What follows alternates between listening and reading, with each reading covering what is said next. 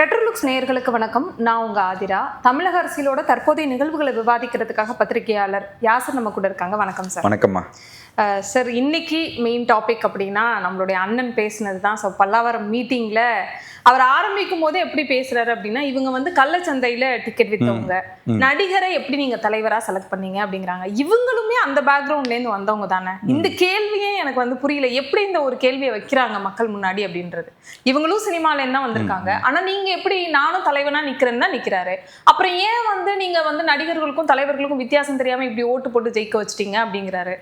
இல்லை, இப்போ நடிகர்களுக்கும் தலைவர்களுக்கும் வித்தியாசம் தெரியல அப்படின்னா இவர் தலைவர் தானே, இவர் ஜெயிச்சிருக்கலாமே. சீமான் அவர்கள் 200 தொகுதியில் ஒரு 10 தொகுதியாவது வெற்றி பெற்றிருந்தா பரவாயில்ல, இல்லை ஒரு 5 தொகுதியாவது வெற்றி பெற்றிருந்தா பரவாயில்ல, இல்லை அவர் சொந்த தொகுதி காரைக்குடியில் வெற்றி பெற்றிருந்தா கூட பரவாயில்ல. ஒரு தலைவரை மக்கள் அங்கீகரிக்கப்பட்ட நபராக மாற்றிட்டாங்கிறத நம்ம அந்த கருத்துக்குள்ள வரலாம். எந்தவித எதிர்பார்ப்பும் இல்லாமல், எந்தவித ஒரு மக்கள்கிட்ட எந்தவித உறவு முறைகள்ல ஒரு அண்டர்ஸ்டாண்டிங் இல்லாத ஒரு லீடர் இப்போ ஆட்சி அமைச்சிருக்கக்கூடிய 1,75,00,000 மக்கள் வாக்களித்து தேர்ந்தெடுக்கப்பட்ட ஒரு தலைவரை இழிவுபடுத்தி பேசுவதுங்கிறது ஒரு அரசியல் தலைவருக்கு மாண்பு இல்லை.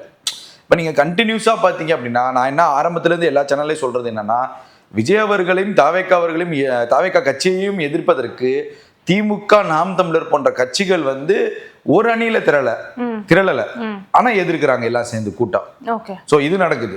அப்போ நாம் தமிழர் கட்சி சீமான் மட்டும் இல்லாமல் திமுக, இன்னும் பாஜக, இன்னும் அதிமுக எல்லா கட்சிகளும் பாத்தீங்கன்னா ஒரு கையில அவங்க இணைஞ்சு செயல்படுத்தல, ஆனா இணையாமலேயே அவர்கள் எதிர்க்கக்கூடிய சூழல் இருக்கு தாவேகாவுக்கு. அப்ப தாவேகாவுக்கு இது ஒரு இக்கட்டான சூழலான இந்த 5 வருடமா நான் பாக்குறேன். ஏன் அப்படின்னா, தொடர்ந்து நீங்க பாத்தீங்கன்னா மக்கள்கிட்ட இருந்து வரக்கூடிய புகார்கள், முறைகேடுகள் இதெல்லாம் பார்க்கும்போது இந்த 50-60 ஆண்டுகளில் வளர்ச்சி ஒரு பக்கம் இருந்தாலும் வளர்ச்சியை மீறிய முறைகேடுகளும் ஊழல்களும் அதிகமாக இருக்குன்னு தான் நம்ம பார்க்க முடியுது. ஏன்னா விமர்சனங்கள் அப்படிதான் வருது. அப்ப அப்படி இருக்கும்போது இப்ப இந்த 2 வருடங்களில் ஆட்சி அமைத்த விஜய் அவர்களாலும் இந்த தமிழ்நாட்டில் இப்ப அமைந்திருக்கக்கூடிய தாவேகா அரசை விமர்சிப்பதை எந்த வகையில ஏத்துக்க முடியுங்கிற ஒரு கேள்வி இருக்கு. அப்ப 50-60 வருடமாக இவ்வளவு பிரச்சனைகள் இருக்கு, இவ்வளவு முறைகேடுகள் இருக்கு. இப்ப இந்த அரசு இந்த 65 நாள்ல இருந்து 70 நாட்கள் ஆகுதுங்கிறப்ப இந்த அரசால் என்ன செய்ய முடியுமோ அதை சாட்டிஸ்ஃபைடா செய்யும் போது நீங்க மேற்கொண்டு விமர்சனங்கள் வைப்பதை எப்படி ஏற்றுக்கொள்ள முடியும்? ஆனா கடந்த காலங்களில் நடந்த நிகழ்வுகளை குறித்து சீமானோ இல்ல மற்ற கட்சிகளோ ஏன் வாய் திறக்கலைங்கிற ஒரு கேள்வி இருக்கு. இப்ப இன்றைக்கு இவ்வளவு புகார்கள், இவ்வளவு ஊழல்கள், இவ்வளவு முறைகேடுகள் வரும்போது இதை பத்தி பேச மாட்டாங்க. திரும்பி ஃபர்ஸ்ட்ல இருந்து வருவாங்க. பெரியார், அண்ணா, அந்த மொழி திணிப்பு, இந்தி எதிர்ப்பு, அப்புறம் நம்ம தமிழ்நாட்டு உரிமைகள், இதை பத்தி தான் பேசுவாங்க. அப்ப இங்க ஒரு மக்களால் தேர்ந்தெடுக்கப்பட்ட ஒரு அரசை விமர்சனம் செய்வது ஏன்கிற ஒரு கேள்வி தொடருது இல்ல. அப்ப கடந்த காலங்களில் நடந்த நிகழ்வுகளை பத்தி நீங்க பேச மாட்டேன்னா அது எந்த வகையில நியாயம்? இப்போ நான் ஒரு நாம் தமிழர் கட்சியுடைய ஒரு வரலாற்றை சொல்றேன், கேட்டுக்கோங்க. இப்ப நாம் தமிழர் கட்சி இவ்வளவு விமர்சனங்கள் வைக்குது இல்ல, அவங்க கட்சியுடைய நிர்வாகிகள் செய்த அட்டுழியங்கள் தெரியுமா உங்களுக்கு? அங்க அப்பப்ப நியூஸ் வரும், அதுல நாங்க அப்பப்ப இல்ல, நியூஸ் வந்துட்டு தான் இருக்கு. புரியுதா? கடந்த 21 இருந்து 25 வரைக்கும் திமுகவுடைய ஆட்சி. திமுகவுடைய ஆட்சியை விஜய் வருவதற்கு முன்பு எதிர்த்த நாம் தமிழர் கட்சியை திமுகவை சார்ந்த ஊடகங்களும் திமுகவினரும் எவ்வளவு விமர்சனம் செஞ்சாங்கன்னு நம்ம சோசியல் மீடியால பாக்குறோம். இப்ப நீங்க நாம் தமிழர் கட்சியுடைய நிர்வாகிகள் செய்த அட்டுழியங்கள் இருக்குல்ல, இந்த 24 சொல்றேன். இந்த 2024 2-3 அட்டுழியங்கள் பெரிய அளவுல பேசப்பட்டுச்சு. அப்ப நான் முதல்ல சொல்றேன் கேளுங்க. மயிலாடுதுறையில போலி பட்டா போட்டு தரேன்னு சொல்லிட்டு நாம் தமிழர் கட்சி நிர்வாகி செண்பகம்னு கைது. அவர் என்ன பாசறையில இருக்காரு தெரியுமா? ஊழல் ஒழிப்பு பாசறை. ஊழல் ஒழிப்பு பாசறையுடைய நிர்வாகிய போலி பட்டா போட்டு கொடுத்து மயிலாடுதுறையில கைது, செண்பகம் சொல்லிட்டு. புரியுதா உங்களுக்கு? ஊழல் ஒழிப்பு பாசறைன்னு வைத்துக்கொண்டு அந்த பாசறையில் இருக்கக்கூடிய நிர்வாகி ஊழல் சம்பந்தமாக ஊழல் செஞ்சு எஃப்ஐஆர் வாங்கப்பட்டு சிறையில் அடைக்கப்பட்டார். அதே போல இன்னொரு நிர்வாகி மணப்பாறை பக்கத்துல, அவர் பேர் அருணகிரின்னு நினைக்கிறார். அவர் என்ன பண்றாரு தெரியுமா? 2 காதலர்கள் திருமணம் செஞ்சிருக்காங்க. அந்த திருமணம் செய்த காதலர்களை ஜாதி மறுப்பு திருமணம் செய்றாங்க. அந்த ஜாதி மறுப்பு திருமணம் செய்தவர்களை ஜாதி ரீதியாக ஒருமையில் திட்டி நாம் தமிழர் கட்சி நிர்வாகி அந்த காதலர்களை கடத்தி கொண்டு பிரச்சனை பண்றாருன்னு சொல்லி பாதிக்கப்பட்ட அந்த இளைஞன் பேட்டி கொடுத்தான். பாதிக்கப்பட்ட அந்த இளைஞன் புகார் கொடுத்தான். கைதானது நாம் தமிழர் கட்சி நிர்வாகி. அதாவது சமூக நீதினு இவங்க பேசுறாங்கல்ல, யாரு? நாம் தமிழர் கட்சியில இந்த மாதிரிதான் இருக்கணும், சமமா இருக்கணும்னு சொல்லி பேசுறாங்கல்ல, அந்த சமூக நீதி பேசக்கூடிய நாம் தமிழர் கட்சி தம்பிகள் அருணகிரிங்கிற ஒரு தம்பி மணப்பாறையில ஜாதி மறுப்பு திருமணம் செய்து கொண்ட காதல் ஜோடிகளை பிரிப்பதற்கான எல்லா வேலைகளையும் செய்தார். ஜாதி ரீதியாக அந்த இளைஞனை திட்டினார். இது வழக்கில் இருக்கு, எஃப்ஐஆர்ல. இது இவர்களுடைய வரலாறு. அதே மீறி 24 கடைசியில் நடந்ததுமா கிருஷ்ணகிரியில போலி NCC வகுப்புகள் நடத்தி பெண்களுக்கு பாலியல் தொல்லை. நாம் தமிழர் கட்சி நிர்வாகியை கைது. இப்ப இதே மாதிரி தானே நம்ம தாவேகா நிர்வாகிகள் கிட்டயும் பல பிரச்சனைகள் வருது. அதை நம்ம விஜய் அவர்கள் தான் பண்ணாங்க அப்படின்னு நம்ம சொல்ல முடியாதுல்ல. அப்ப புரியுதா உங்களுக்கு? அப்ப நீங்க விஜய் அவர்கள் பண்ணலன்னு தெரியுது இல்ல? அப்ப ஒட்டுமொத்தமாக நீங்க விஜய் அவர்களையும் ஒட்டுமொத்தமாக தாவேகாவை குறை சொல்வது எப்படி ஏற்றுக்கொள்ள முடியும்? உங்க நிர்வாகியும் இப்படி அரசியல் பண்ணியிருக்காங்கல்ல, உங்க நிர்வாகி அரசியல் பண்ணியிருக்காங்கல்ல. சரி, நீங்க எடுத்த நடவடிக்கைகள்னா இன்னைக்கு தாவேகா நிர்வாகிகள் தவறு செய்யறாங்க, தாவேகா கைது செய்யறாங்கல்ல. ரூலிங் கவர்மெண்டா இருந்தாலும் கைது செய்து எஃப்ஐஆர் போட்டு கட்சியிலேருந்து நீக்கிறாங்கல்ல. நீங்க நீக்கின லிஸ்ட்டை கொடுங்க. இதே சாட்டை துரைமுருகனை நீக்கினேன்னு சொல்றீங்க, திருப்பி சேர்த்துக்கிட்டேங்கிறீங்க. எந்த அடிப்படையில் நீக்கினீங்க, எந்த அடிப்படையில் சேர்த்துக்கிட்டீங்க? அதை வேற மேடையில் பெருமையா பேசுறீங்க. அப்ப இவ்வளவு கேள்விகள் வரும்போது இதற்கான பதில்கள்லாம் அவங்க எப்படி சொல்லுவாங்க? புரியுதா அவங்களுக்கு? அப்போ விமர்சனங்கள் வைக்கும் போது நம்ம முதுகு பின்னாடி என்ன நடக்குது, நம்ம கண்ணாடி முன்னாடி எப்படி நின்று பேசுறோம், இதை தெரிஞ்சுக்கணும்னு நான் சொல்ல வரேன். எல்லா அரசியல் கட்சிகளிலும் இது போன்ற நிர்வாகிகள் இருப்பாங்க, இது போன்ற நபர்கள் இருப்பாங்க. ஏன்னா அவர்கள் மனிதர்கள் தவறு செய்யக்கூடியவர்கள். அவர்கள் செய்யக்கூடிய தவறுகளை ஒட்டுமொத்தமாக ஒரு தலைவரின் மீது, ஒரு கட்சியின் முதல்வரின் மீது, ஒரு கட்சியினுடைய தலைவரின் மீது நீங்க விமர்சனங்கள் வைக்கும் போது உங்க கட்சியிலே அது நடந்திருக்குல்ல. அப்ப அதை பத்தியும் எல்லாம் பேசுவாங்களா, அதை பத்தியும் விர்ச்சுவல் அரெஸ்ட் பேசுவாங்கல்ல. அப்ப நீங்க எந்த முகத்தை வச்சுக்கிட்டு போவீங்க? அதுதான் நம்ம வைக்கக்கூடிய பிரதானமான ஒரு கேள்வி. ஓகே, இப்போ எந்த கட்சி ஆண்டாலுமே அந்த கட்சிக்கு ஆப்போசிட்ல இருக்க எல்லா கட்சிகளும் அந்த கட்சிகள் மேல வந்துட்டு விமர்சனம் அப்படின்றது வைப்பாங்க. அதுதான் எதிர்கட்சிகளோட வேலை அப்படின்றது இருக்கலாம். ஆனா நேத்து இவங்க கேட்ட கேள்விகள் எல்லாமே வந்து ஒருவேளை ஆமால அப்படின்னு யோசிக்க வைக்குது பொதுமக்களை. என்ன யோசிச்சு சொல்லுங்க. அதுதான் சொல்றேன். இப்போ முதலமைச்சர் விஜய் அவர்கள் வந்து மாரத்தான் போனாங்கல்ல, அது எதுக்காகனா ஒரு விழிப்புணர்வை ஏற்படுத்துறதுக்காக. அதுதான் அவங்க கேள்வி கேட்கறாங்க.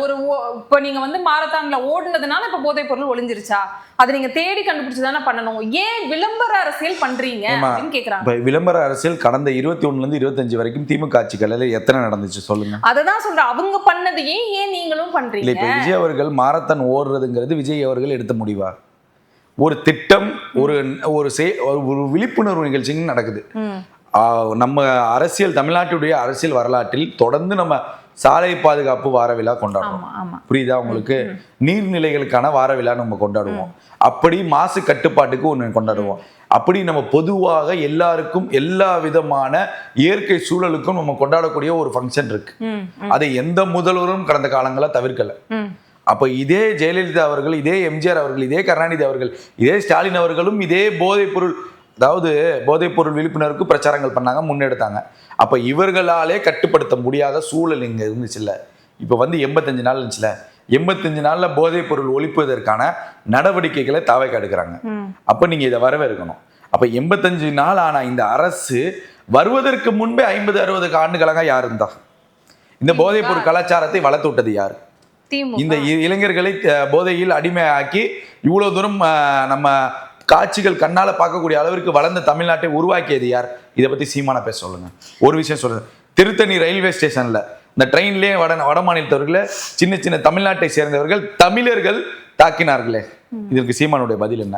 அந்த போதைப் பொருள் அந்த குழந்தைகளுக்கு எப்படி இருந்துச்சு? அப்ப விஜய் இல்லைல்ல, இப்ப விஜய் ஆட்சியில இல்லைல்ல, பதில் சொல்லுங்க. அண்ணன் சொல்றது அதுதான். எனக்கு நீங்க அப்போ பொதுமக்கள் பார்வையிலிருந்து தெரியுதுல உங்களுக்கு. அப்ப 65 நாளாக வந்து ஒரு அரசு கட்டுப்படுத்தும் போது இதெல்லாம் வேண்டாம் விவாதமான விமர்சனங்கள். குறையிலன்னா குறையிலன்னு சொல்லுங்க. அதுக்கு எடுத்து நீங்க தாழ்வு மனப்பான்மையோட பேசுறது, ஒரு தனி மனித தாக்குதலை முன்னெடுத்து வைக்கிறதுங்கிறது இது என்ன மாதிரி நாகரிக அரசியல்? நான் கேட்குறேன் கேள்வி, இது என்ன மாதிரி நாகரிக அரசியல்? அப்போ இதையும் ஒரு படி கடந்து நீங்க ஏன் திருச்சி கிழக்குல நின்னீங்க, நீங்க ஏன் திருச்சி பெரம்பூர்ல நிற்கிறீங்களே? நீங்க இஸ்லாமிய தொகுதிகளில் இஸ்லாமியர்களை ஏன் நிறுத்தினீங்க? நாம் தமிழர் இந்த தேர்தலில் நாம் தமிழர் கட்சியுடைய நிர்வாகிகள் இஸ்லாமியர்களுக்கு ஏன் இஸ்லாமியர்கள் நிறுத்தினார்? சீமான் பதில் சொல்லுங்க. இல்ல அது சீமான் அவர்கள் இப்ப கேள்வி ஏன் நீங்க காரைக்குடியில இல்ல, நான் கேட்கிறேன், நான் என்ன கேட்கிறேன், சீமான் அவர்கள் வைத்த விமர்சனத்துக்கு நான் பதில் சொல்றேன். நீங்க நான் என்ன சொல்றேன், நான் எந்த கட்சியும் சார்ந்தவன் கிடையாது. நீங்க ஒரு விமர்சனம் வைக்கும் போது நீங்க அதை சரியா செஞ்சீங்களான்னு தான் நம்ம கேட்கிறோம். நீங்க சரியா செஞ்சிருந்தா இன்னைக்கு மக்கள் உங்களை தேர்ந்தெடுத்திருப்பாங்க. நல்லா புரிஞ்சுக்கோங்க. நீங்க சரியாக தேர்ந்தெடுத்திருந்தா, சரியாக செஞ்சிருந்தா, சரியான தலைவராக இருந்தால் இன்னைக்கு சீமான் முதலமைச்சராக வந்திருப்பார். நீங்க செய்யவே இல்லையேண்ணே, நீங்க ஏன் கேள்வி கேட்குறீங்கன்னு நம்ம சொல்ல வரோம். அப்போ ஒருத்தர் செய்ய வந்திருக்காரு, அவரை நீங்க வந்து இந்த ஒட்டுமொத்தமாக தமிழ்நாட்டு மக்களுக்கு தான் இது பாதிப்புங்கிறது ஏன் இவங்க புரிஞ்சுக்க மாட்டாங்க? இப்போ சீமான் அவர்களுடைய விமர்சனம் அப்படின்றது என்னன்னா, நீங்க வந்து ஜாதி மதத்தை ஒழிச்சிருக்கோம், உடைச்சிருக்கோம் இந்த அரசியல்ல அப்படின்னு தாவேக்கால இருந்து பேசுறதுனால அந்த விமர்சனத்தை வைக்கிறாரு. நீங்க அது உண்மைதானே, அது உண்மைதானே. ஏன் உடைக்கல நீங்க நினைக்கிறீங்க? சாதி மதத்தை பார்த்து தானே நீங்க முதலமைச்சர் கேண்டிடேட்டாவே நீங்க அந்த சொல்றேன். அரசியல், அதாவது நிகழ்வு அரசியல் வேற, கல அரசியலுங்கிறது வேற. கல அரசியலை மாத்தணும்னா நீங்க ஜீரோல இருந்து வரணும். ஜீரோல இருந்து வருவதற்கான இந்த கடந்த 50 ஆண்டு காலமாக அதை நிவர்த்தி செய்யலை இங்க தமிழ்நாட்டில். ஒண்ணு புரிஞ்சுக்கோங்க, இங்க 50-60 ஆண்டு காலமாக தமிழ் தேசியம் பேசக்கூடிய அரசியல் தலைவருக்கான ஒரு வெற்றிடம் இருக்கு. அதை நிரப்புவதற்கான எந்த தலைவரும் இல்லையே. அதை நீங்க முன்னெடுக்க தானே 15 வருஷத்துக்கு முன்னாடி வந்தீங்க. என்ன உங்களை மக்களை புரிஞ்சு வச்சிருக்காங்க? ஒரு கேள்வி. ஓகேவா? இப்ப 50-60 ஆண்டு காலமாக இங்க ஒரு ஜாதியை வைத்தும் மதத்தை வைத்தும் ஒரு அரசியல் பிரளயமே நடந்துட்டு இருந்துச்சு. அதை முற்றிலுமாக முறியடிச்சிருக்கு தாவேகா. எப்படி முடிச்சிருக்காங்கன்னா 100% சரி செஞ்சிருக்காங்கன்னா பண்ண முடியாது. ஆனா அதுல இருந்து ஒரு 50% முடைச்சிருக்காங்கன்னா அதை வரவேற்கிறோம். புரியுதா? அது வரவேற்கத்தக்கது, அது மாற்றத்திற்கான ஒரு வித. இன்னைக்கு வன்னி அரசு போய் ஒரு கோவில்ல ஒரு ஃபங்க்ஷனை முன்னெடுத்து வைக்கிறாருன்னா இது வரவேற்பா இல்லையா? கண்டிப்பா. அதே வன்னி அரசு வரக்கூடாதுன்னு தடைப்பட்டது அந்த ஊர் மக்கள். இன்னைக்கு அதே வன்னி அரசு அமைச்சராக போய் இன்னைக்கு அந்த நிகழ்ச்சியை தொடங்கி வைக்கிறாரு அப்படின்னா இன்னைக்கு இந்த மாற்றத்தை உருவாக்கினது யாரு? தாவேகா. அப்போ ஒட்டுமொத்தமாக நீங்க தாவேகா மீது எப்படி குறை சொல்வீங்கன்னு நான் கேட்கிறேன். நீங்க ஜாதி அரசியல், மத அரசியல் நாம் தமிழர் கட்சியும் சீமானும் பண்ணல அப்படின்னா இஸ்லாமிய தொகுதிகளில் இஸ்லாமியர்களை ஏன் நிறுத்தினார் சீமான்? நாடார்கள் அதிகமாக இருக்கக்கூடியது நாடார் வேட்பாளர் ஏன் அறிவித்தீங்க? தேவர்கள் அதிகமாக இருக்கக்கூடியவங்களை தேவர் வேட்பாளர் ஏன் அறிவிச்சீங்க? சொல்லுங்க, பதில் இருக்கா?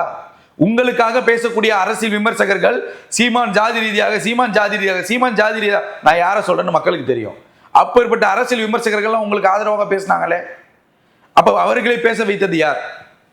கேள்வி வருது இல்ல? நீங்க அரசியல் களத்திற்கும் நீங்க அரசியல் நிகழ்விற்கும் மாற்றத்தக்க இரட்டை வேடம் செஞ்சு நீங்க அரசியல் நடத்துவீங்க. புதிதாக ஒரு கட்சி முதலமைச்சர் ஆனோன்னா உங்களால பொறாமையில தாங்கிக்க முடியலன்னா அது எப்படி ஏற்புடையதாக இருக்கும்? இன்றைக்கு நம்ம ஒரு பத்திரிகையாளராக பார்க்கக்கூடிய ஒரு பொதுவான பார்வை, இன்றைக்கு ஜாதி மதம் எப்படி உடைந்திருக்குங்கிறத நான் சொல்றேன், கேட்டுக்கோங்க. இன்னைக்கு நான் ஒரு தலித் சமுதாயம். ஆனால் இன்று நான் தேர்தல் காலத்தில் இருக்கும்போது தலித் சமுதாயம் என்று என்னை பாராமல் என் மீது எனக்காக என்னுடன் தோளோட தோள் நின்று தேர்தல் பிரச்சாரத்தில் ஈடுபட்டவர்கள் யார்? தலித்துகளா? இல்ல. நான் ஒரு இஸ்லாமியன்.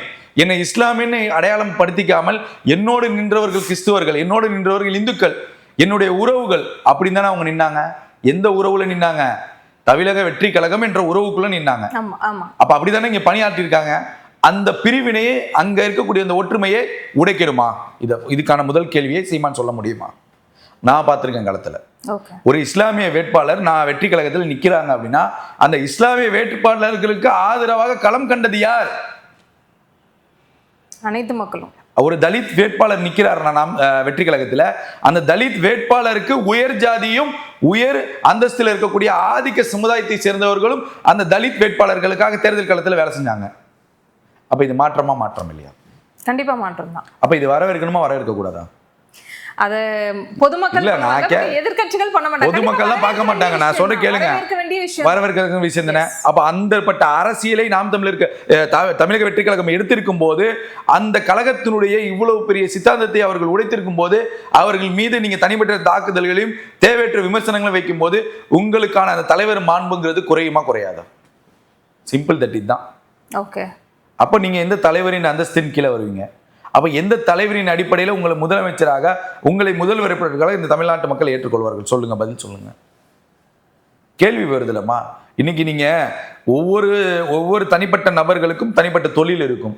உங்கள் மேடையில், இதே மேடையில் உங்களோடு பேசி உங்களுடைய தம்பி ஒரு சேனலை வைத்து நடத்தி கொண்டு இருக்கும்போது அதில் பேசக்கூடிய வாதங்கள், வார்த்தைகள் எப்படிப்பட்ட நிகழ்வுகளாக இருக்கு? நான் ஆதாரத்தை தரேன். இதே நாம் தமிழர் கட்சியை சேர்ந்த சின்ன சின்ன பசங்களா விஜய் என்ன, அவருக்கு ஒரு மரியாதை இல்லையா? அவர் முதலமைச்சர் இல்ல? அப்ப நீங்க மேடையில இன்னைக்கு பேசிட்டு போறீங்க. இன்னைக்கு உங்களுடைய பேச்சை நாம் தமிழர்களுடைய கட்சி தம்பிகள் சோசியல் மீடியால எப்படி பயன்படுத்துவார்கள்? எடுத்துக்காட்டுக்கு நீங்க சொல்லுங்க. எப்படி பேசுவாங்க? உங்க ஸ்டைல தானே பேசுவாங்க. கண்டிப்பா உங்க ஸ்டைல தானே இழிவுபடுத்துவாங்க. முதலமைச்சருங்கிற ஒரு நபர் உங்களுக்கு பிடித்திருக்கு பிடிக்கல, அது வேற விஷயம்.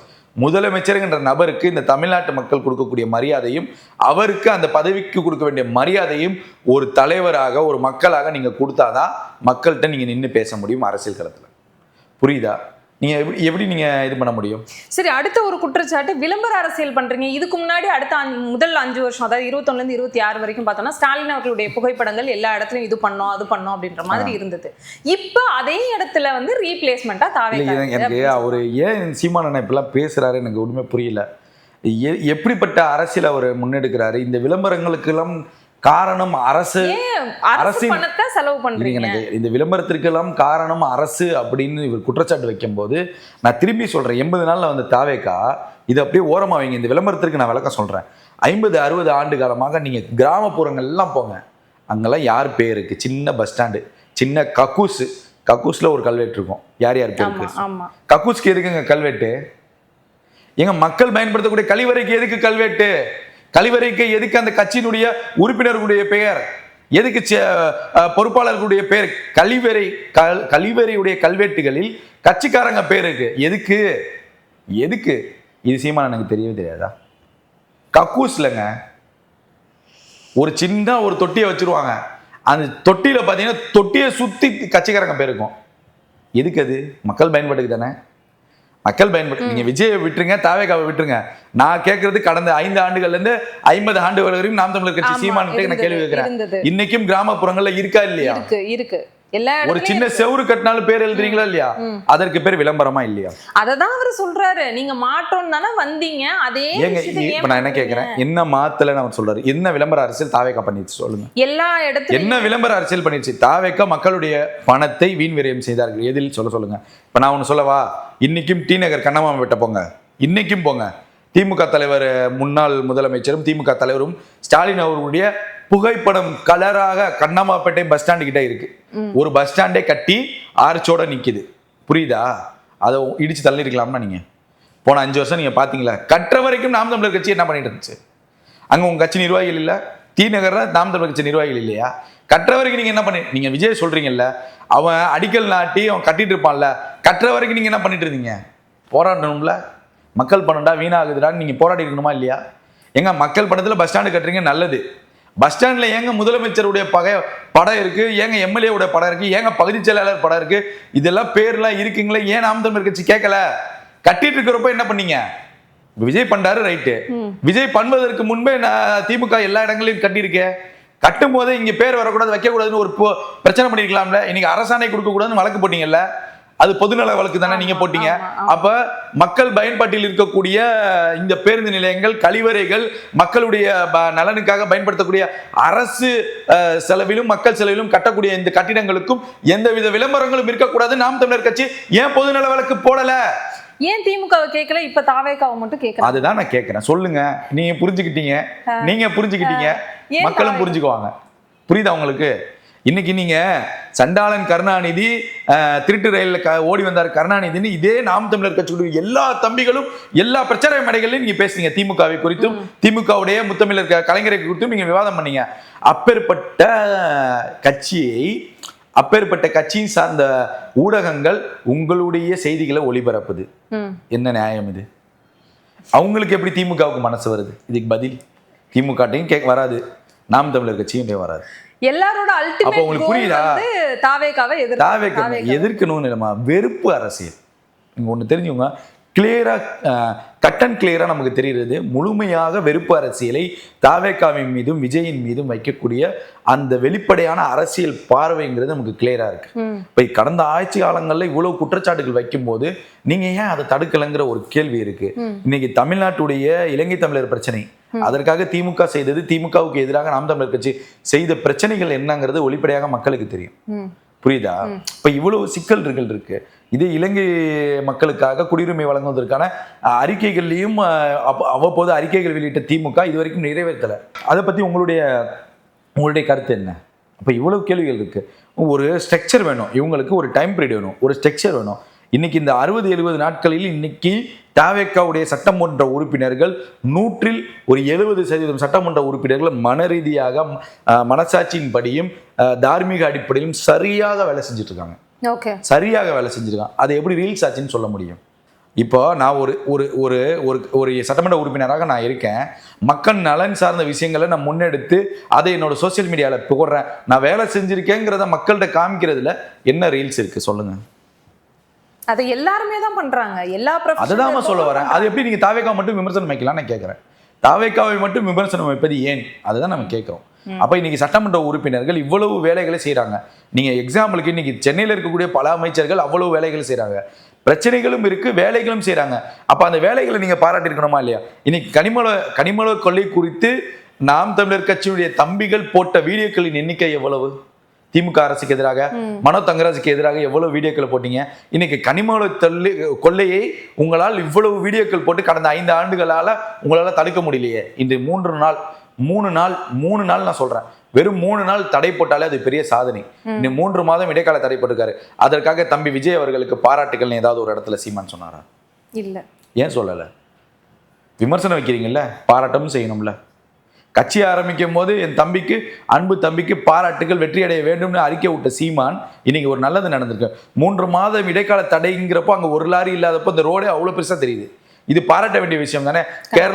கேரளாவின் முதலமைச்சரை கடந்த 5 ஆண்டுகளாக கடிதங்கள் மூலியமாக நேரடியாக போயிட்டு வந்துட்டு இருந்து எந்த பிரயோஜனம் இல்லாமல் இருந்த போது இன்றைக்கு கேரளாவின் ஒரு முதல்வர் வந்து இன்னைக்கு விஜய் அவர்கள்ட்ட ரெக்வெஸ்ட் லெட்டர் கொடுக்குறாரு அப்படின்னா இது ஒரு மாற்றம் இல்லையா? கண்டிப்பா மாற்றம். அப்ப இதை பத்தி சீமான் அவர்கள் பேசணுமா இல்லையா? இதை பற்றி பாராட்டி இருக்கணுமா இல்லையா? தம்பி, நீங்கள் கொண்டு வந்து இந்த 3 மாத இடைக்கால தடைக்கு பதிலாக நிரந்தர தடை கொடுங்கள், இது தமிழ்நாட்டின் மக்களுக்கும் வளர்ச்சிக்கும் மிகப்பெரிய பங்கா இருக்கணும்னு ஒரு பாராட்டு, ஒரு அறிக்கை உங்களால ஏன் கொடுக்க முடியல? விமர்சனம் மட்டும் வைக்கிறீங்க. வாய்க்கிலேயே ஒரு கட்சி தலைவரையும் ஒரு முதல்வரையும் நீங்க பேசும்போது இந்த மாதிரி ஒரு நிகழ்வு நடந்திருக்கேன், நீங்க பாராட்டணுமா இல்லையா? இன்றைக்கும் வந்து நீங்க தனியார் பள்ளிகளுக்கு ஆணைகள் வழங்கப்படுகிறது லஞ்சம் இல்லாமல். போக்குவரத்து துறையில லஞ்சம் இல்லாமல் செயல்படுது. ஆம்னி பேருந்து உரிமையாளர்கள் பேசுறாங்க. இந்த பால் முகவர்கள் சொன்னாங்க தெரியுமா, கேட்டீங்களா?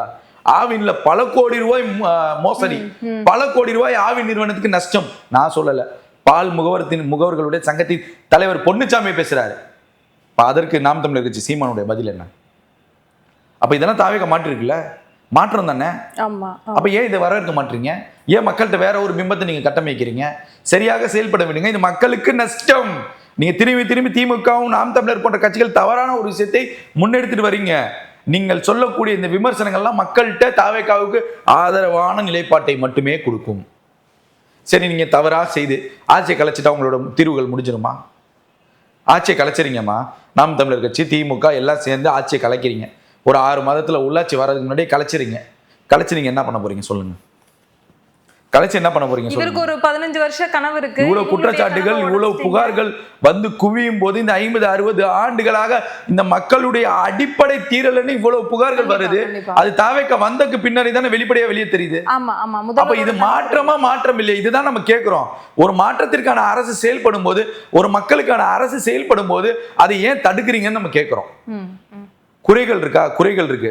இதை நாம் தமிழர் கட்சி சீமான் மின்சாரத்துறையில் நடக்கக்கூடிய குறைகளையும் சீர்கேடுகளும் மின்கட்டண உயர்வு பற்றி பேசியிருந்தால் மக்கள் வரவேற்பாங்க.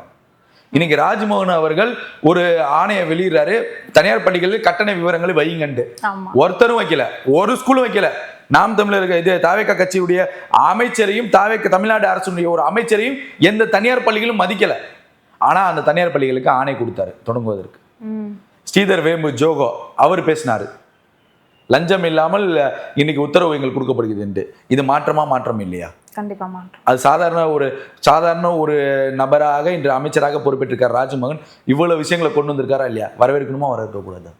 ஆனா இன்றைக்கு உச்சநீதிமன்றம் இதை பார்த்து விட்டு உயர்நீதிமன்றம் சொல்லுது எல்லா ஸ்கூல்லையும் கம்பல்சரி நீங்க ஃபீஸ் ஸ்ட்ரக்சரை வைங்கன்னு சொல்லி நீதிமன்றமே ஆர்டர் போடுது. ஒரு நல்ல முன்னெடுப்பு தாவேக்கா செஞ்சிருக்கு, தாவேக்காவுடைய அமைச்சர் செஞ்சிருக்காரு. இது எல்லா பள்ளிகளும் கடைபிடிக்கணும்னு நான் சொல்லல, உயர்நீதிமன்றம் தீர்ப்பாவே கொடுத்துருக்கு. அப்ப அதை பத்தி நீங்க பேசிருக்கலாமே. எந்த ஸ்கூல்லையும் வைக்கல. உங்களுடைய நாம் தமிழர் கட்சி நிர்வாகிகளே எத்தனை ஸ்கூல் நடத்துறாங்க, அந்த ஸ்கூல்லயே வைக்கலையே. நீங்க இதை பத்தி பேசிருக்கலாமே. மக்கள் வரவேற்பாங்கல்ல. நீங்க இப்ப நான் ஒரு தனியார் பள்ளிக்கு ஸ்கூல் ஸ்ட்ரக்சர், ஃபீஸ் ஸ்ட்ரக்சருங்கிறது இன்னைக்கு அதிகமா இருக்கு. நீங்க அரசு வடிவமைத்த அந்த செயல் திட்டத்தை அந்த பள்ளியில் நடத்தும் போது அந்த வருமானத்திற்கு அதிகமாக இன்னும் பல மாணவர்கள் அங்க இணையக்கூடிய வாய்ப்பு இருக்கு. இது ஒரு நல்ல ஸ்கீம். இதை இந்த தனியார் பள்ளி மதிக்கல. அப்ப ஒரு அமைச்சர் இவ்வளவு முன்னெடுப்புகளை செய்யறார், ஒரு நீதிமன்றமே பாராட்டுது.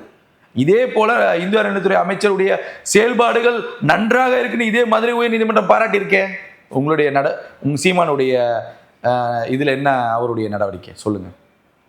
இதே மதுரை மீனாட்சி அம்மன் கோவிலுடைய நிலம் 60 கோடி மோசடி நடந்திருக்குன்னு சொல்லி திமுக ஆட்சியில நடந்தது. தாவேக்கா தூசி தட்டி இருக்கு. தினமலர் பத்திரிகையில முதல் பக்கத்திலே வந்துச்சு. சீமானுடைய இதுக்கு என்ன பதில் சொல்லுங்க? இதுல மாற்றம் இல்லையா? மாற்றம் தான். அப்ப ஒட்டுமொத்தமா ஏன் ஏமாத்துறீங்கன்னு சொல்றேன். ஒட்டுமொத்தமாக தனிப்பட்ட நபரையும் தனிப்பட்ட தாக்குதலையும் ஏன் எடுக்கிறீங்கன்னு கேட்கிறேன். இப்ப இவ்வளவு பிரச்சனைகள் போய்கிட்டு இருக்குல்ல, இதை பத்தி பேசுங்கன்னு நான் சொல்ல வரேன். சரி, உங்கள்கிட்ட முதலமைச்சராக ஆட்சி கொடுக்குறோம், நீங்க புரோட்டோகால் வேணாம் ஆட்டுக்கால் வேணாங்கிறீங்கல்ல, நீங்க எப்படி நடத்துவீங்க சொல்லுங்க?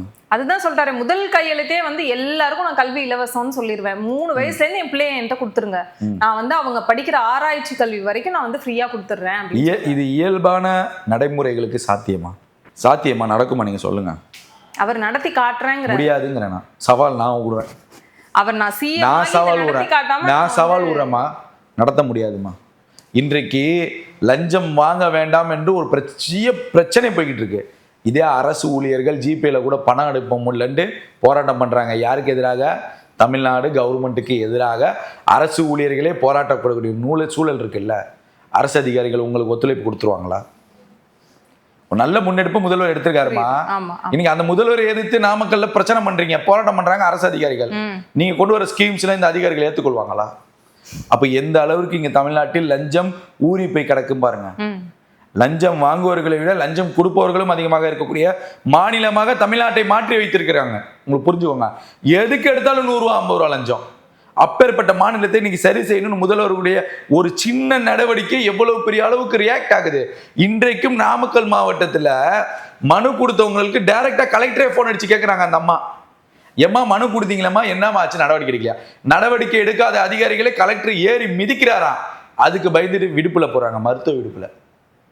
அப்ப இப்பேற்பட்ட இந்த அரசு அதிகாரிகள் இயந்திரங்கள் இருக்கும் போது அதை சாட்டை சுழற்ற ஆரம்பித்த முதல்வருக்கு நீங்க உறுதுணையாக, அண்ணனுங்கிற முறையில உறுதுணையாக இருந்திருக்கணுமா இல்லையா? கூட்டணி கட்சியில இருந்து தான் இருந்திருப்போம். அப்படி இல்லைம்மா, நீங்க ஒரு சராசரியாக ஒரு அண்ணனாக நீங்க மதிச்சிருந்தா இன்னைக்கு இவ்வளவு பெரிய செயல்திட்டங்கம்மா. நான் சொல்வது எல்லாமே பேப்பர்ல இருக்குமா, ஆதாரபூர்வமா நான் பேசுறேன். அப்ப ஒரு கலெக்டருக்கே அங்க மரியாதை கொடுக்காம அவங்க லஞ்சம் வாங்க முடியலன்னு விடுப்புல ஓடுறாங்க. சரியாக மனுக்களை பராமரிக்கல, சரியான மனுக்கள் மீது நடவடிக்கை எடுக்கல. அப்ப அதிகாரிகளே இப்படி செயல்படும் போது இந்த அரசு எவ்வளவு பெரிய மாற்றத்தை எடுத்து வச்சிருக்காங்க லஞ்சத்துல. கண்டிப்பா கண்டிப்பா. இன்னைக்கு மானாமதுரையில நீங்க நியூஸ்லயே இருக்கு, மானாமதுரையில உணர்றாங்க, இவங்கெல்லாம் உணர்றாங்களோ இல்லையா? அதான் மக்கள் உணர்றாங்கல்ல. அது போதும் தாவேகா தலைவருக்கும் முதல்வருக்கும், அது போதும். இவர்களுடைய விமர்சனத்துக்கு அவர்கள் பதில் சொல்ல வேண்டிய அவசியமே கிடையாது. இதுதான் விஷயம், இதுதான் ஃபேக்ட் அரசியல். அப்ப இன்னைக்கு மானாமதுரையில சிவகங்கையில பாக்கெட்ல பணம் வச்சுக்கிட்டு யாரும் உள்ள வராதீங்கிறாங்க தாலுகா ஆபீஸ்ல. ஓகே. அப்ப இது மாற்றம் இல்லையா? இது வரவேற்கணுமா, வரவேற்க கூடியதா? இன்னைக்கும் விவோ ஆபீஸ்ல ஆன்லைன்ல கொடுக்கக்கூடிய சான்றிதழ்களை கையில கொடுங்க, லஞ்சம் கொடுக்குறாங்கன்னு லஞ்சமே மக்கள் கொடுக்கும்போது அந்த விவோக்கள் பயப்படுறாங்க, வாங்க மாட்டேன்னு சொல்லிட்டு. இதெல்லாம் மாற்றம் இல்லையா?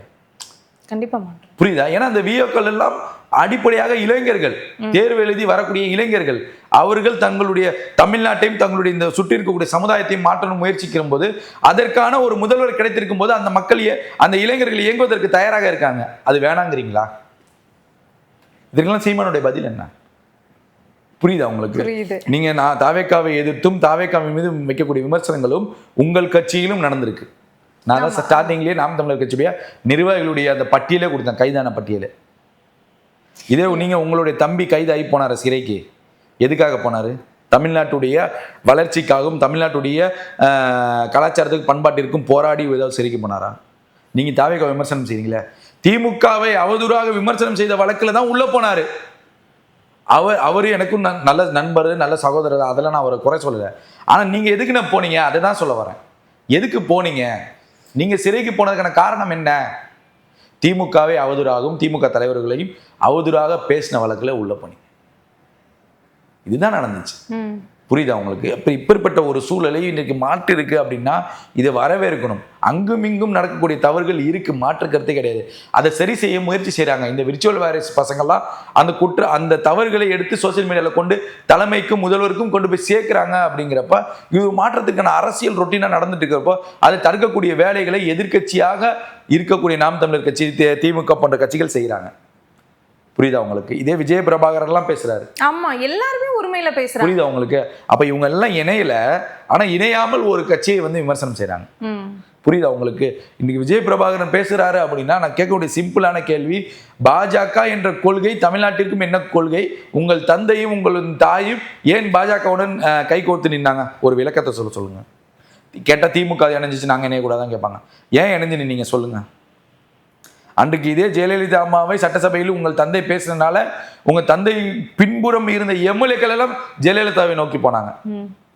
அங்க ஓடு ஓடு ஓடு ஓடுன்னு ஓடினாங்கப்பா. தேமுதிக எம்எல்ஏக்கள் இன்றளவும் அதிமுக அவர்கள் இருக்கிறாங்க. நல்ல லிஸ்டே போட முடியும். போய் உங்க அம்மா கிட்ட போய் என்னன்னு கேளுங்க. ஏமா சட்டசபையில் நடந்ததுக்கு அப்புறம் நம்ம கிட்ட இருந்த எம்எல்ஏக்கள் ஏமா அதிமுகவுக்கு ஓடினாங்க அப்படின்னு போய் கேளுங்க. நம்ம கட்சிக்கு ஊரிய சீட்டு அதிகாரம் கொடுக்காத போது ஏமா நம்ம திமுக நம்மளை மட்டும் மதிச்சு 10 சீட்டு கொடுத்துச்சு? நம்ம இப்பதானமா வந்தோம். நமக்கு முன்னாடி இருந்த விசிகாவுக்கும் நமக்கு முன்னாடி இருந்த ஐஎம்எலுக்கும் நமக்கு முன்னாடி இந்த கம்யூனிஸ்ட் கட்சிகளும் கம்மியா கொடுக்கும் போது நமக்கு ஏமா 10 சீட்டு கொடுத்தாங்க? போய் உங்க தந்தை தாயிடம் கேளுங்க. தாயிடம் கேளுங்க. இப்ப நீங்க எப்படி விமர்சனம் வைக்கிறீங்க? புரியுது உங்களுக்கு? இதே விஜய் பிரபாகர் திமுகவை எதிர்த்து நீங்க நாடாளுமன்ற தேர்தலில் நின்னீங்களே, உங்களை எதிர்த்து ஒரு அரசியல் நடந்தது, நீங்களே வெளிப்படையாத மேடைகளில் பேசுனீங்கல்ல, அந்த கட்சியோட ஏங்க சட்டசபை தேர்தலில் கூட்டணி வச்சுன்னு உங்க அம்மாட்ட கேட்க முடியுமா? அதிமுகலேருந்து திமுகக்கு ஏன் ஓடுன்னு ஓடி வந்தீங்க? போய் கேளுங்க உங்க அம்மாட்ட. இப்போ கேளுங்கம்மா. இன்றைக்கும் தேமுதிக நிர்வாகிகள் பல லட்சம் ரூபாய்களை இழந்து இன்னும் நிர்வாகிகள்லாம் இருக்காங்க. புலம்புன்னு புலம்புறாங்க தேமுதிகவுடைய வளர்ச்சி இல்லைன்னு சொல்லிட்டு ஓடுறாங்க. அப்போ நீங்கள் இதெல்லாம் போய் கேட்கணும். நீங்கள் என்ன கொள்கையில் நீங்கள் வந்தீங்க, என்ன கொள்கையோட கூட்டணிகள் வச்சீங்க, என்ன கொள்கையில் தேமுதிக நிற்குதுன்னே இன்னும் உங்களுக்கு தெரியலையே. அங்கன்னா பாஜக அதிமுக ஏதாவது ஒரு கொள்கையில் நில்லுங்க. எந்த கொள்கையிலும் நீங்கள் நிற்காம தமிழ்நாட்டு மக்களுக்கு எந்தவித பலனும் தேமுதிகலாம் கிடைக்கல. அப்போ என்ன உங்களுடைய கொள்கை, என்ன உங்களுடைய அரசியல் பார்வை? உங்களை மக்கள் எந்த அளவுக்கு வச்சிருக்காங்க? 10 சீட்டு வாங்கி 1 சீட்டு ஜெயிச்சிருக்கீங்க. அப்போ நீங்கள் யோசிங்க உட்காந்து. இதெல்லாம் இருக்கு. புரியுதா உங்களுக்கு? அதெல்லாம் வந்து தெரியாமல் நீங்கள் வரலாறுகள் தெரியாமல் நீங்களாம் பேசக்கூடாது. அப்போ இப்படி இருக்கக்கூடிய ஒரு மாற்றத்திற்கான அரசியலை மக்கள் வரவேற்கிறாங்க. நீங்கள் தாவேகா மீது விமர்சனங்கள் வச்சாலும், தாவேகா மீது நீங்கள் கேள்விகள் எழுப்பினாலும் மக்கள்கிட்ட அந்த எதிர்பார்ப்புகள் இல்லை. நீங்கள் வைக்கக்கூடிய விமர்சனங்களும் மக்கள் ஆதரவு கொடுக்கக்கூடிய மனப்பான்மையில் இல்லை. இன்னைக்கு நீங்கள் பொதுவாக பொதுமக்கள்கிட்ட தாவேகாவை பற்றி கேட்கும்போது எந்த விமர்சனங்களும் இல்லை. டைம் இருக்கட்டும், செய்கிறாங்க, வைக்கிறாங்க. இன்னைக்கு எந்த திட்டங்களும் உங்களை கேன்சல் பண்ணலையே. நீங்கள் கொடுத்த அந்த 1000 ரூபாவை கொடுக்குறாங்க. நீங்கள் கொடுக்க வேண்டிய எல்லாத்தையுமே கொடுக்குறாங்க. 10 லட்ச ரூபா 10 லட்சம் கோடி கடன் இருக்குன்னு மக்கள்கிட்ட ஒப்படைச்சிட்டாங்க. வெள்ளை அறிக்கைகள் விடுறாங்க. சட்டசபையிலையும் ஊழல் பட்டியலை வெளியிடுவாங்கிறாங்க. அப்போ எல்லாமே திட்டமிடலோட தாவேகா வெளிப்படையாக கூறும்போது அவர்களுக்கான கால அவகாசம் ஆகும். திமுக அதிமுகவுக்கே ஒரு புதிய திட்டங்களை கொண்டு வருவதற்கு 2 வருடங்கள் ஆகுது. ஏதாவது எக்ஸ்பீரியன்ஸ் இருக்க உங்களுக்கே ஒரு புது கட்சிக்கு டைம் ஆகாதா? புரியுதா உங்களுக்கு? இன்னைக்கு ஏமா இங்க இவங்க என்ன சொல்லவா, திமுகவும் அதிமுகவும் உச்சத்துல கொண்டு போய் விட்டாங்க. எல்லாத்தையும் ஊழல், முறைகேடு, போதை, கஞ்சா எல்லாத்தையும் உச்சத்துல கொண்டு வந்துட்டு புதிதாக ஒரு நபரை வந்ததுக்கு அப்புறம் அந்த ஆலமரத்தை மேலேருந்து சாயினா எப்படி சாய்க்க முடியும்? கிளையா தான் உருவ முடியும். ஒவ்வொரு இலையா பிடிச்சி உருவிட்டு அப்புறம் தான் ஒண்ணுனா பண்ண முடியும். புரியுதா?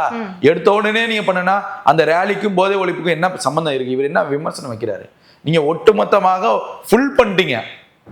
ஹையான லெவலுக்கு கொண்டு வந்து நிப்பாட்டிட்டு இப்போ வந்து 60 நாள்ல வந்து அந்த ஹையை குறைங்க அப்படின்னா எவ்வளவு பெரிய பிரச்சனைகள் வரும் தெரியுமா? எனக்கு இன்னொரு விஷயத்தை தெளிவுபடுத்துங்க. அவர் ஒரு இடத்துல சொல்றாரு, நாங்க இப்பதான் களத்துக்கு வந்திருக்கோம் அப்படின்னு சொல்றாரு. அப்புறம் இன்னொரு டைம் சொல்றாரு, நான் 15 வருஷமா உனக்கு சீனியர் அப்படின்னு சொல்றாரு. இது ஒரு பக்கம் இருக்கட்டும். இன்னொன்னு என்ன சொல்றாருன்னா, உலகத்துல இருக்க எல்லா தமிழர்களும் என் கூட இருக்கிறாங்க, என் கூட நிக்கிறாங்கன்றாரு. அப்படி அவ்வளவு செல்வாக்கு இருக்கு, மக்கள் செல்வாக்கு இருக்கு, மக்கள் கிட்ட நல்ல பேர் இருக்குன்னா ஏன் நாம் தமிழர் கட்சினால இன்னும் ஒரு எம்எல்ஏ சீட் கூட வாங்க முடியும்? இப்போ உலக தமிழர்கள்லாம் நம்ம பக்கம் இருக்காங்க அப்படின்னா, இந்த தேர்தல் நடந்துச்சு, 26 தேர்தல் நடந்துச்சுல, இந்த தேர்தலில் வெளிநாட்டிலிருந்து வாழக்கூடிய தமிழர்கள் யாருக்கு வாக்களிக்க வந்தாங்க? தாவேகாக்கு. அப்புறம் எப்படி சீமானுக்கு ஆதரவு இருக்குன்னு அவர் சொல்றாரு? யாருக்கு வாக்களிக்க வந்தார்கள்?